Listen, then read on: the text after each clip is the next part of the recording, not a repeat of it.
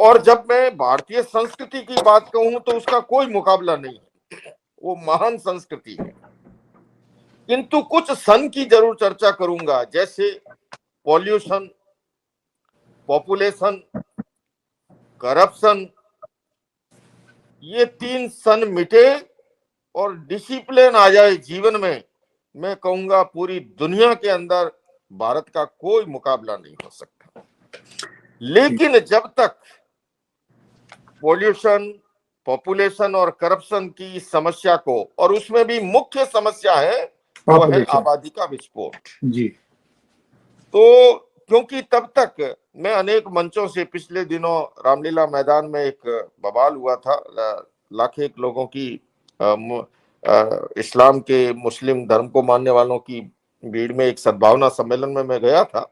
मेरे अच्छे मित्र हैं, हम मिलकर काम करते हैं। मैंने वहां पर भी कहा कि क्वांटिटी की बजाय क्वालिटी पे ध्यान दिया जाए जी, नहीं तो हम अपने बच्चों को एजुकेशन अच्छा नहीं दे पाएंगे, उन्हें तालीम नहीं दे पाएंगे, उन्हें हुनर नहीं सिखा पाएंगे। तो अपेक्षा मैं समझता हूं क्वांटिटी की बजाय क्वालिटी पे ध्यान दे, और अगर ऐसा कुछ होता है तो विकास की रफ्तार और ज्यादा तेजी से आगे बढ़ सकती है। आचार्य जी, मोदी सरकार ऐसा कहती है कि 140 करोड़ लोगों का साथ, सबका विकास, सबको साथ लेके चलना होगा।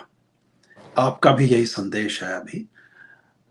फिर ऐसा आप कोई सोशल मीडिया, कोई न्यूज चैनल, कोई अखबार, कोई गली, कोई मोहल्ला, कोई नुक्कड़ भारत में हर जगह हिंदू मुसलमान क्यों हो रहा है?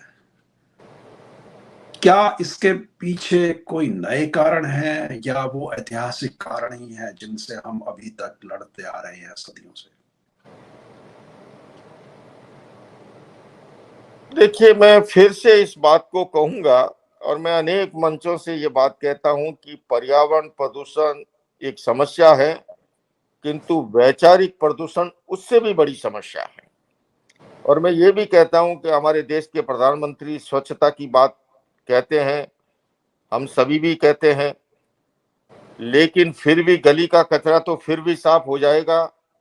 किंतु आजकल इंटरनेट के माध्यम से, मोबाइल के माध्यम से, व्हाट्सएप के माध्यम से जो नफरत और घृणा का कचरा भेजा जाता है मस्तिष्क के अंदर, उसको साफ करने में पीढ़ियां लग जाएगी।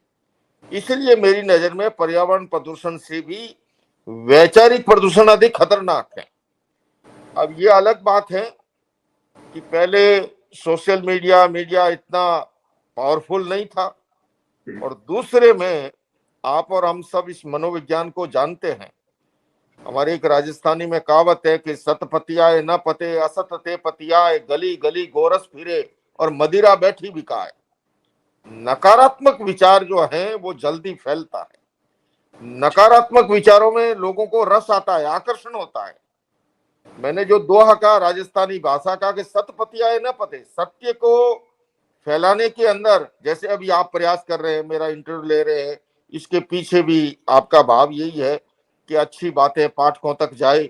और मैं समझता हूं इसीलिए हमारे मित्र ने हमको पकड़ लिया है ना, और मैं यहाँ अपने सारे कार्यक्रमों को आगे पीछे करके उपस्थित हुआ हूँ। अरे ये तो आपकी मानता है, नहीं, कोई मानता की बात नहीं है। देखिए, अच्छे काम में सदैव हमें तत्पर सबको रहना चाहिए। आप भी अपने फील्ड में बहुत व्यस्त हैं, अच्छा काम कर रहे हैं, तो प्रसंगवश मैं ये कहूंगा। तो मूल बात जो है कि मैंने कहा कि नकारात्मकता के प्रति सत्य को फैलाने में प्रयास करना पड़ता है। असत ते पतियाए, गली गली गोरस फिरे। हमारे देश में, भारत में, राजीव जी जानते हैं, दूध वाला दूध देने आता है सुबह, बेचारा महीने भर तक दूध देता है, रोजाना घर पे आके घंटी बजा के, और फिर जब महीना पूरा हो जाता है तब वो पेमेंट लेने के लिए आता है। तब भी हम कहते हैं यार आज रहने दो, है ना, कल देखना। फिर वो अगले दिन आता है, कहते नहीं आज कुछ काम है यार, तुम कल करना।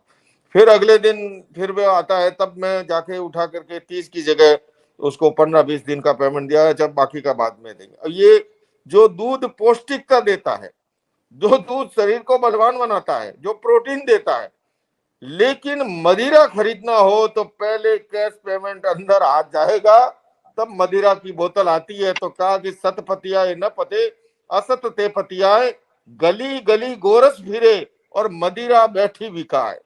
मदिरा तो अपने दुकान पर बैठी बैठी कैश पेमेंट, 100% कैश पेमेंट, उसमें कोई डूबता नहीं है। दूध वाला बेचारा 1 महीने देने के बाद भी जो है उसको पेमेंट देते वक्त हम नखरे करते हैं।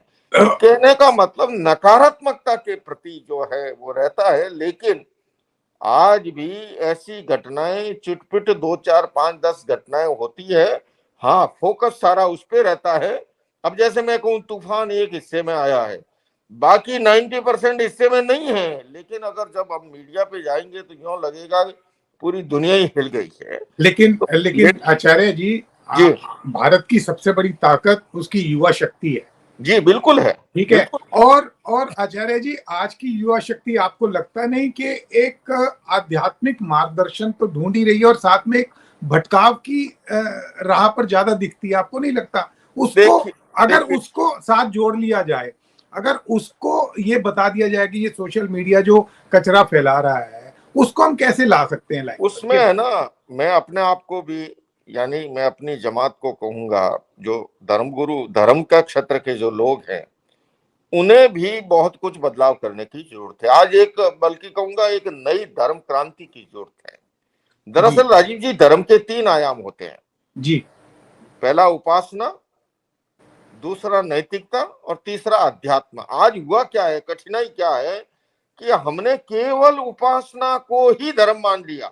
जैसे कि मंदिर में गए, घंटा बजाया, प्रभु मोरे अवगुण चितन धरो, समदर्शिये नाम तुम्हारो, चाहे तो पार करो, और हम समझते हैं आज के सारे पाप साफ, और कल से फिर वही घोड़ार वही मैदान, या मुनि महाराज के चरण स्पर्श किए या डुबकी लगाई। मैं उपासना का विरोधी नहीं हूं, पहले ये भी स्पष्ट कर दूं, नहीं तो बवाल हो जाएगा। उपासना के पीछे भी पूरा विज्ञान था, पर वही अटके नहीं, उससे आगे जीवन में नैतिक और चारित्रिक मूल्यों का समावेश, और उससे भी महत्वपूर्ण है जीवन में अध्यात्म का अवतरण। आज अपेक्षा है, धर्मगुरुओं का यह दायित्व है कि वो धर्म को अध्यात्म से जोड़े, धर्म को विज्ञान से जोड़े, धर्म को सामाजिक कुरीतियों के निवारण का माध्यम बनाए। और मैं कहूंगा युवा भटका हुआ नहीं है।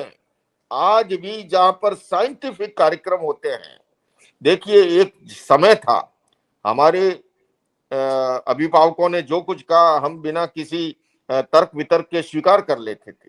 आज का बच्चा व्हाट वाई व्हेन क्वेश्चन करता है। ऐसे के अंदर उसको आप साइंटिफिक ढंग से नहीं समझाएंगे, और साइंटिफिक कार्यक्रम नहीं, कार्यक्रम ऐसे होने चाहिए।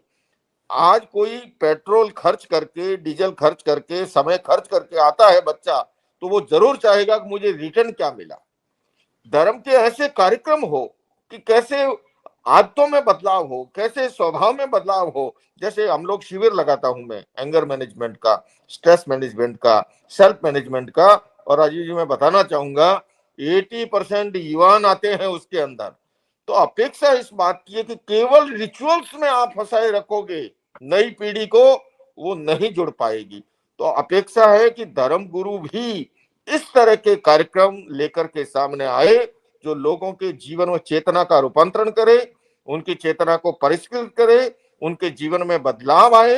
और साथ साथ सरकार का भी ये दायित्व है कि युवाओं को हुनर मिले, उनको जो है अवसर मिले। और आज युवा पीढ़ी की बदौलती मैं ये कह सकता हूं, भारत जिस तेजी से विकास की दिशा में आगे जा रहा है, आने वाले समय में भारत विश्व की एक महान शक्ति होगा। वो किसी सरकार के कारण से नहीं, वो हमारे युवाओं के कारण से होगा, और उसको कोई रोक नहीं सकता। ये युवाओं की ताकत है। नहीं, लेकिन युवाओं को डायरेक्शन तो चाहिए ना। मैंने कहा ना आपसे, मैंने दोनों बातें कह दी। डायरेक्शन मैंने अपने आप को कटघरे में खड़ा कर दिया कि हम धर्मगुरु भी ऐसे कार्यक्रम लेके आए कि हमारे बच्चे कैसे संस्कारी बने। मैंने पिछले वर्ष, मेरी यहाँ गन वायलेंस बड़ी समस्या है, बाइडेन साहब से मेरी मुलाकात रही वहां पर लॉस एंजलिस में। मेरा एक ही कहना है कि गन तो एक इंस्ट्रूमेंट है, गन प्रॉब्लम नहीं है, प्रॉब्लम है इस खोपड़ी की, इस मस्तिष्क की। तो प्रारंभ से, प्राइमरी एजुकेशन से ही वैल्यू बेस्ड कार्यक्रम को इंट्रोड्यूस किया जाए। और अगर हम अपने बच्चों को संस्कारी बनाते हैं। भगवान महावीर ने कहा विवेके धम्म माई। आप उसके भीतर विवेक की चेतना का जागरण कर दो, उसके बाद में आप देखिए कुछ भी कहने की जरूरत नहीं पड़ेगी।